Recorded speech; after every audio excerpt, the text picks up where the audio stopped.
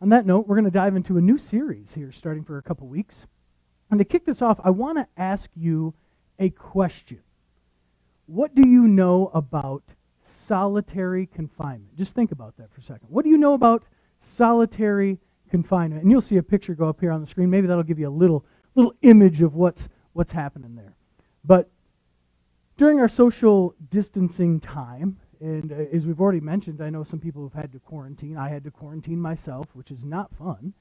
Maybe that's given us a little bit of feel of what this is kind of like. And now this is actually a picture from Alcatraz, so I found kind of an old solitary confinement setup. But, I think that even with this experience during a strange COVID season, we get this a lot from movie scenes, right? This idea or this picture of solitary confinement. And some of my favorites are like The Shawshank Redemption. Anybody a fan? Yeah, good movie. How about The Green Mile?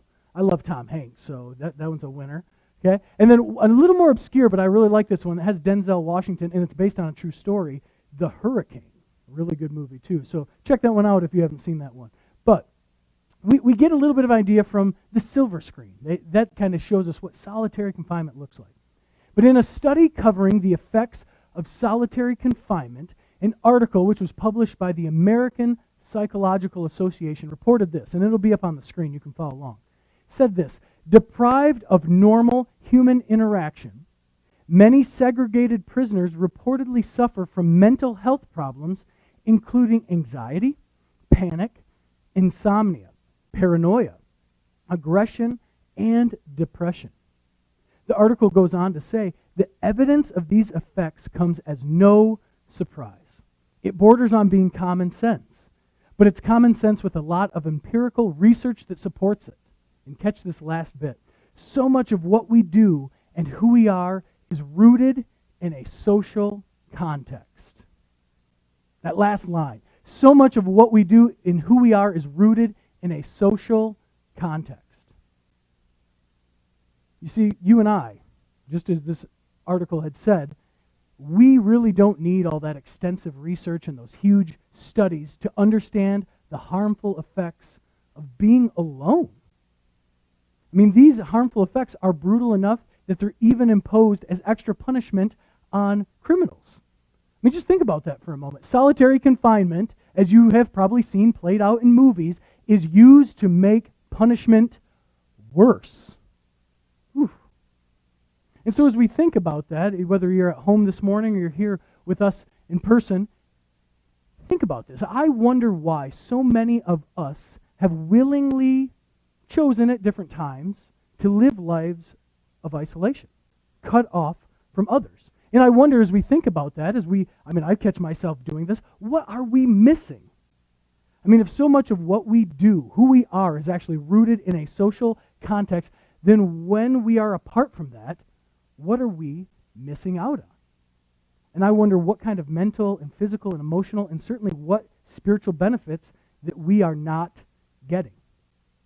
And so over the next few weeks, okay, this will be a few weeks, not crazy long. I promise it won't take 3 months like the Sermon on the Mount. Okay, it won't be that long. But over the next few weeks, we're going to discuss and address some of these questions because I believe that gathering together is important, and I assume that's why you're joining us online at 10 a.m. each Sunday, or you're coming to be in person with us.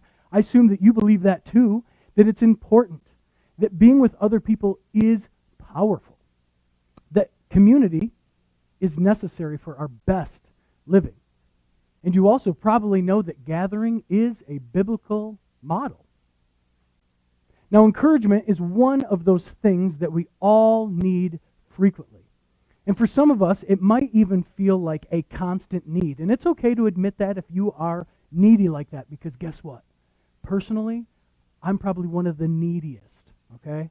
I really love encouragement, and I find that I need a little encouragement every day. It's a vital piece of how I operate. And the reality for me, and this isn't all about Matt Stone today, but pastoring can actually be one of the most lonely jobs around. And so I appreciate those of you who take time to come alongside me or to just go and lead and let me partner with what you're doing and provide encouragement in my life. But I know that's not just a pastor thing, right? Loneliness isn't just a pastor issue. Loneliness is a real deal thing for many of us. And so I'm guessing that most of us in this room, most of us here online, that we could really use some encouragement right now. And the writer of Hebrews discussed this very thing. And this is the way they say it in Hebrews chapter 10, verse 24 through 25. You can follow along here on the screens. It says this, "And let us consider how we may spur one another on toward love and good deeds, not giving up meeting together, as some are in the habit of doing, but encouraging one another, and all the more as you see the day approaching." So I want to take just a moment here and notice from this passage that the way we encourage each other and the way we spur one another on toward love and good deeds is by gathering together. It's by being with one another. And I wonder, have you ever tried to encourage yourself when you're alone? And we probably all have, right? But we also recognize that can be a little bit more difficult. We would call it stuff like self-talk. We use positive self-talk and affirming self-talk, and we do positive thinking. And there is a very real place for that, right? When we are alone or we don't have access to others. Or if you're a parent of a little person, it's when you finally have a little bit of quiet and downtime and you remind yourself, I am a good person, even though my kid is just making me crazy. You have to talk yourself through that. Correct? Yes. We all do that a little bit. And that's okay, because that's part of it. I've learned that very much. We have an almost 9-year-old now and a 6.5-year-old. And Henry and Evelyn, that's what you do as a parent, right? Okay, I got 5 minutes of quiet. I know that was a really bad interaction, but I'm okay. I'm going to be okay. We do the positive self-talk. But there is something that's even more deeply transformative and powerful about being part of a group that is committed to encouraging one another toward a common goal. Just think about your favorite sports teams, right? And you interact with who else loves your particular favorite sports team. I recently just got a Tigers hat at the new Marshalls because it was really cheap.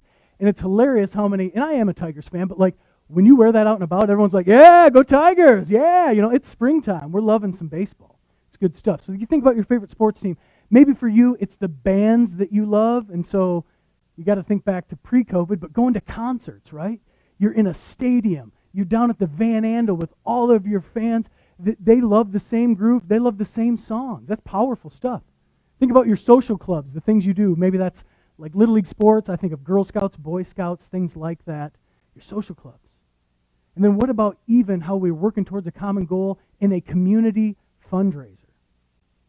When I typed that down into my notes, I thought about, and it's been a little while, Dave, I think, is out there, but Dave Brayman, we had a fundraiser for Dave. I think that's been, I'll put a year on it, it's 7, but I think it's maybe been a little longer. But we worked on that together, and I'll never forget Roger Ferris, our brother Roger Ferris, working so hard on that, and I know many others did too. I'm just going to give Roger a shout out. But it's amazing how we work towards this common goal because we are drawn to groups of people with shared desires. So back to this main text here of Hebrews. So what exactly does it mean to spur one another on toward love and good deeds? Well, in order to talk about that, we've got to deal with that word spur. Okay? And the only other time that this particular wording of it in the original language shows up in the New Testament is actually in Acts chapter 15. And this is when Paul and Barnabas have such a sharp disagreement that they actually decide to separate from each other in their missions work. So if you go back to what is called Strong's Concordance, which maybe anybody know when I say the good old Strong's Concordance? Jeff, you know that one? I see a few nods. Yes. Okay. If you don't, we're not going to explain all that. But anyway, the good old Strong's Concordance defines the word spur as this. It says it is incitement, not excitement, incitement to good, or it is dispute or contention in anger. So the point here is, as we talk about spurring, is that spurring is to move someone towards love and good deeds is not a passive action. Okay, it's not just, hopefully it'll happen. No, it's actually very intentional. It's very passionate. It's a very purposeful action. And I know some of you are probably fans of Westerns. I love the movie Tombstone. I've brought that up in the past. That's one of my favorites. But some of you are probably fans of Westerns. And I know at least one person in that back corner over there that they know a few things about horses, right? You've been around horses to some degree. I was pointing at you, Carissa. Yep, give her a shout out back there. But I know some folks, you guys know about horses. But If you've ever seen a rider on a horse use their spurs on the side of a horse to get it moving, then keep that image in your head, because that's a good idea of what's going on in this passage. And if we're going to be really honest here this morning, we all can agree that there are times in our lives where we have probably needed a little bit of a good spurring to get us going too, right? Maybe we've needed it in the past, which is easier to talk about, but maybe right now you could use a little spurring to get you moving. And as believers, we need to move toward Christ-centered love and good works, ones that all point back to a real, genuine experience that we've had of Him, and then His love and His good deeds as well. We also need to help others avoid that stagnant life of faith that comes when you're often isolated from community, because it's far too easy to grow complacent. It's really easy right now in our 21st century lives of convenience and chaos to become disillusioned with life, and then to go in a really bad way towards cynicism. We've talked about being cynical in the past. You see, it's too easy to get discouraged, and it's too dangerous to journey alone. And some good news, though, that comes along with this is that we know that life is a marathon, right? It is not a 100-meter sprint. And if you're like me, I've never been blessed with speed. That is good news, because I am built much more, and I'm not really built like a marathoner, but I can tell you this much. I am absolutely not built like a sprinter. That has never been my thing. As I look around the room who joined us today, I don't think we got a lot of sprinters in here either. No offense, just, we're not known for our speed probably here in this group. Maybe a few of you, but not many of us. Okay? But we get this, right? It's a marathon. It's not that 100-meter sprint. And there are going to be those extended stretches of just simplicity. It's like things just fall into place, and there's those extended stretches of enjoyment. And then they're only to be followed by those periods of adversity, moments of despair, and those times of feeling like you want to give up. And it's crazy because even in my almost 38 years, I've seen how our journey is long enough that this cycle of really good things and really challenging things, it just seems to repeat itself over and over and over. And as we talked last week, as we talked about the wise and the foolish builder, even those whose faith is in Christ are not immune to the storms of life. Many of us have experienced actually how being committed to following Christ, we often encounter what seems like more difficulty, not less. We discussed that last time. And there are people today that are with us, I'm sure online, here in person, who are in deep into an incredibly trying season of hardship. Maybe you've recently, or you're right now, experiencing a lot of what just is tragedy, a real challenge. And if that's you this morning, I want to encourage you, and I would say to you, don't give up. Don't give up. You're not alone. If you're here this morning, online, in person, you're not alone. Thank you for being here. Thank you for joining us, because our community needs a you. Okay?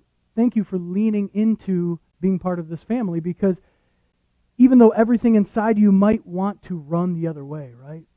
When you're faced with challenge, it's easy to just, I am going to remove myself. But yet you chose to lean into the family. Thank you for doing that. See, King David was a guy who knew a thing or two about adversity, right? Some of that, if you know the story of King David, okay, some of that he probably brought on himself with some interesting decisions, not his best moments, but some of them were just part of living what we've been calling the full human experience. And he reminds us of this in Psalm 30, verse 5. He says this, "Weeping may stay for the night, but rejoicing comes in the morning." And it's easy to say that like, oh, God bless you, brother or sister, it'll be okay tomorrow. But that's not what David knew. David knew calamity. David knew that you don't just soften the sorrows and the difficulties of life. So he's not just saying this like, oh, it's just flippant, or you can take your challenges lightly. He's not. But he's reminding us that one of the reasons that we gather together is to encourage those who are hurting, to support them as they keep pressing on.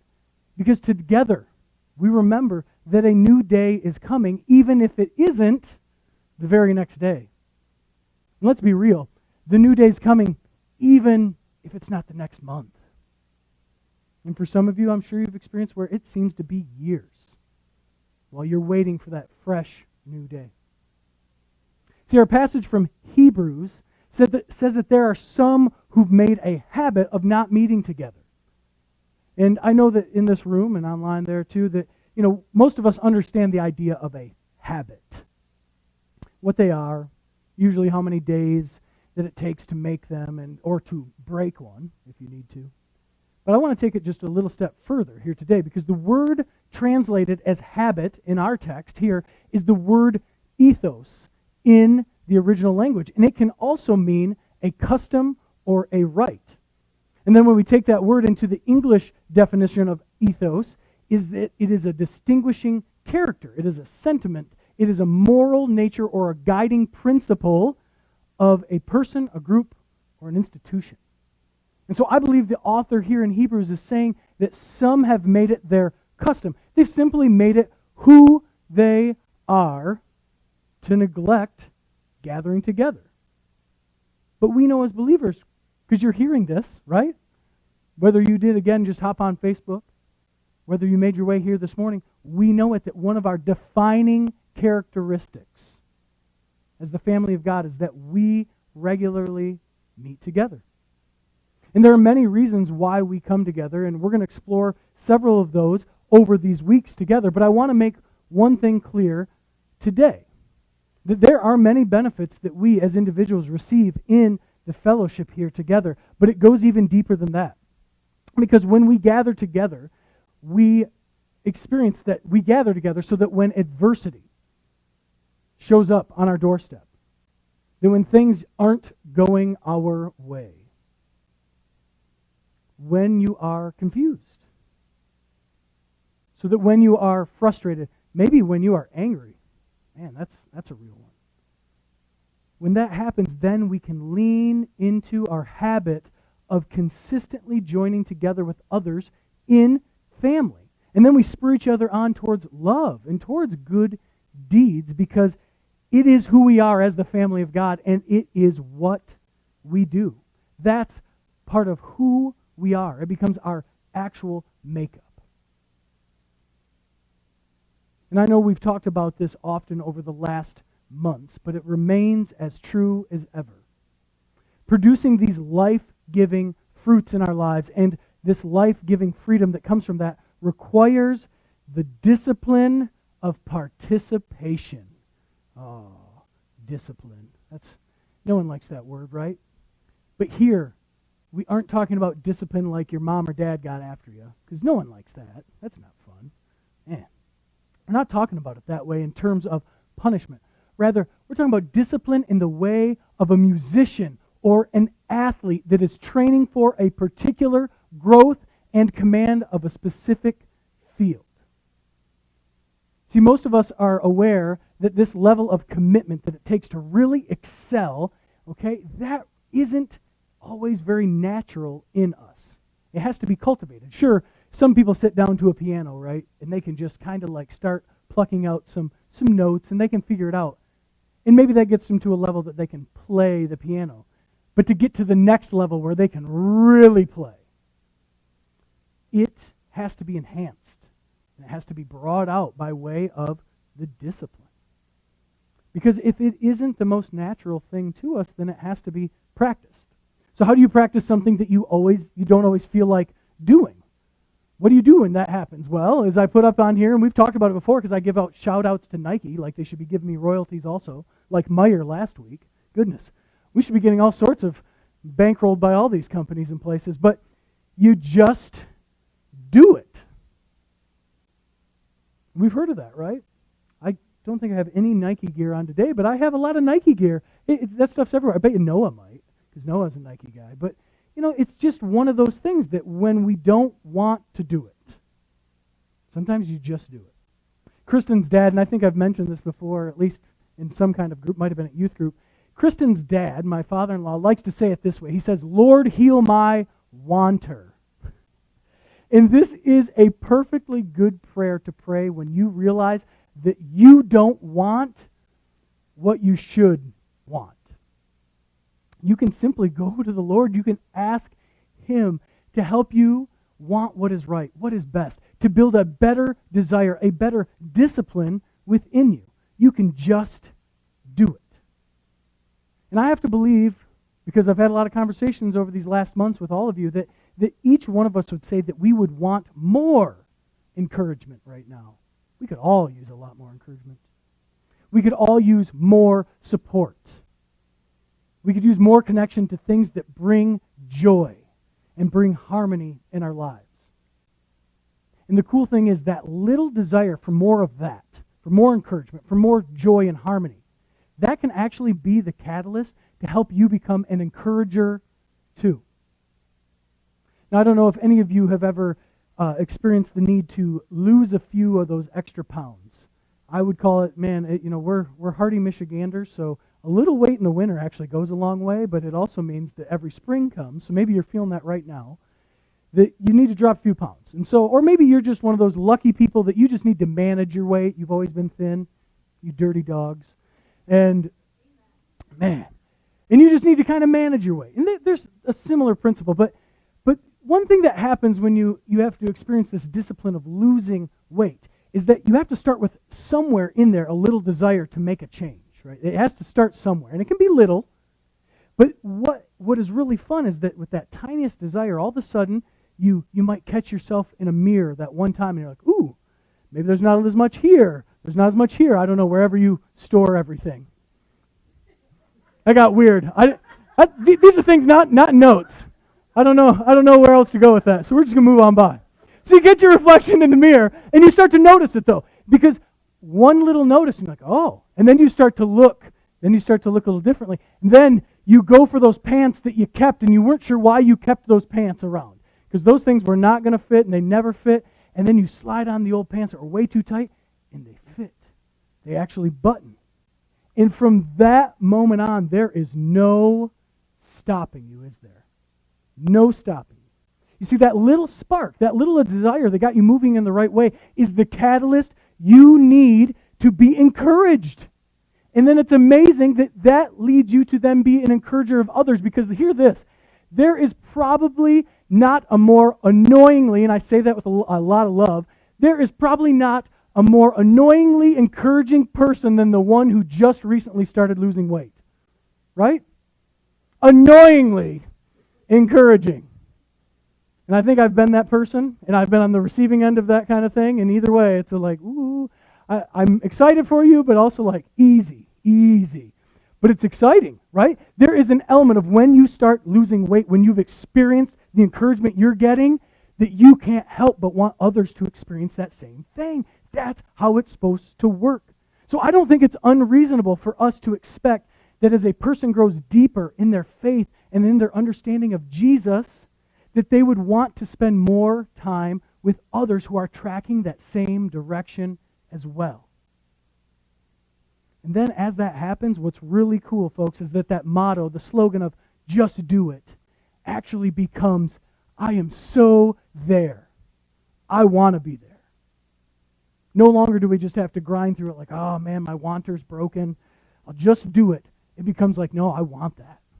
I'm there.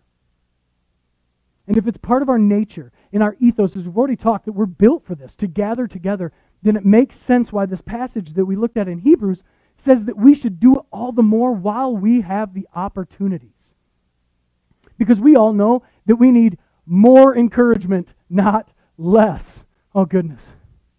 We need more spurring on to love and to good deeds, not fewer.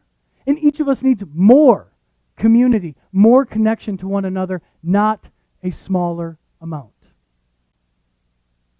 So family of God, hear this, it is so unbelievably important that we commit to meeting together, wherever that be. I will remind you here, that doesn't just have to be in this facility, does it? In this space, but being together. It's important because it's not a stretch to say that for many of us, gathering together, being with other people, is a matter of either living well, living our best life, or just fading away. We simply are not self-sufficient, and we cannot stand all alone.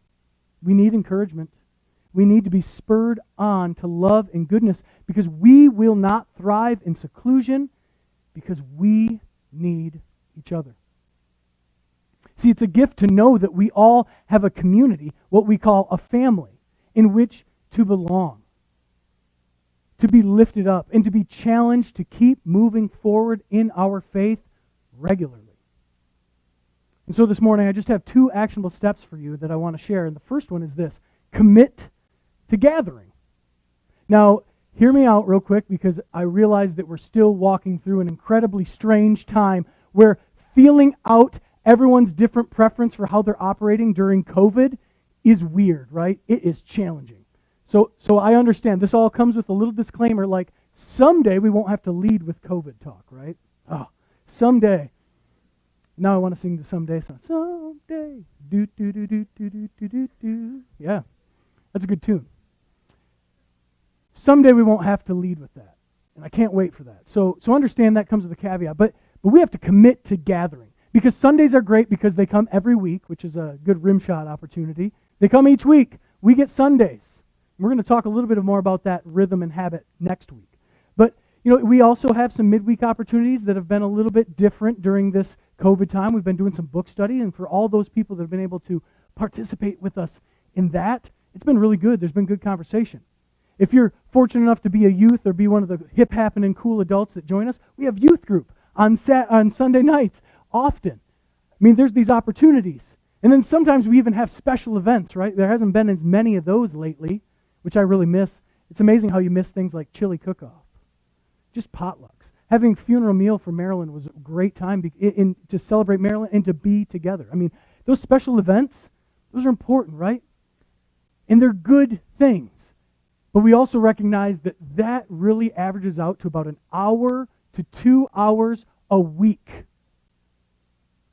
If you think about all the things, especially over the last year or so, it's not a lot.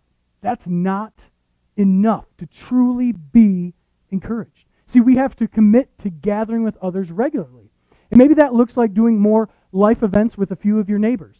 Some of you have neighbors and you live in neighborhoods, and that already kind of naturally happens. Maybe not. Not everybody knows their neighbors. I think that we live in a strange year 2021 where we've had some new neighbors and we don't really know them. And kind of shame on us, but it is interesting to cross those barriers anymore, isn't it? I didn't grow up that way, but something's changed, and we've got to do it, though. And maybe that looks like having a regular friend group get-together. Some of you do this. Some of you might even call it working out, right, Kelly? Has Zumba. She has Zumba because she's moving her body, but really it's because she's with friends. She's with people she loves. That's such a good regular practice. Maybe it looks like a weekly Zoom call during this strange time right now. Maybe you can't physically be together. I have struck up during this COVID time, I have every Tuesday morning Zoom call with 7 fellow pastors from around the Midwest. There's some Indiana and Ohio people. We'll let those folks in, I guess. But it's been really good. It's been a great encouragement for 1 hour every Tuesday morning to spend time with them, even on Zoom. But here's the whole thing, that as we talk about committing to gathering, we have to ask ourselves, are we really committed to gathering? Meaning intentionally showing up and participating in our everyday lives? Or are we just depending on the church, meaning what we do here, the Sundays, the Wednesdays, the occasional special event? Are we depending on the church to do all the encouragement and make all the effort for us? Are we just looking for the plug-and-play option so that we don't have to do too much? We don't have to really get too involved in my neighborhood, in the lives of my coworkers, and encourage them too. I mean, I wonder, when was the last time you actually reached out and made a new connection? Some of you are really good at that, maybe too good. You're big-time talkers, and everybody is a familiar friend, apparently. But I wonder, when was the last time you invited someone over? Find someone that's comfortable entering your space. Maybe when was the last time you reached out and you invited someone out Maybe it's just to go for a walk on the trail because the weather's getting nice. You could meet them down here by the gazebo and just spend a little time outside with someone. When have you struck up a new conversation and then gave them the gift of listening to them? You see, we cannot just hope to connect. We cannot just hope to be encouraged and to grow. We have to commit to be with others. We have to do the Nike slogan, just do it. And then a little bit shorter explanation here on this one. Last actionable step is this, is find someone to encourage each day. I see Maya and Pedro right here, so they'll love this, but Buddy the Elf says it this way in the Christmas movie. The best way to spread Christmas cheer is singing loud for all to hear. And Proverbs 18:24 says it this way, a man who has friends must himself be friendly. If you need encouragement, this is the section talking right to Matt Stone. I hope it talks to you too. If you need encouragement in your life, then it will take you initiating that encouragement.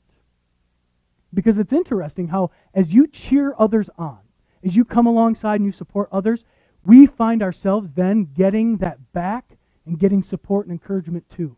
There's a reciprocity thing that happens in relationship. We're designed that way. I believe that's absolutely what God put in us, to draw us towards each other, because we're made for togetherness. We have been designed for a true communal experience. And it's really cool because as we acknowledge our own need for encouragement, and then we actually do the work of participating in giving encouragement to others, what we're actually doing is fulfilling the golden rule. And we talked about that a couple weeks ago when Pastor Paul was here. We're actually doing this important work because each of us, in the doing to others what we would have them do to us, that is what Jesus talks about as being the narrow gate, the narrow way. It's the selfless way of Jesus Christ. And if you don't believe me, go back and you can read Matthew 7 when we get out of here.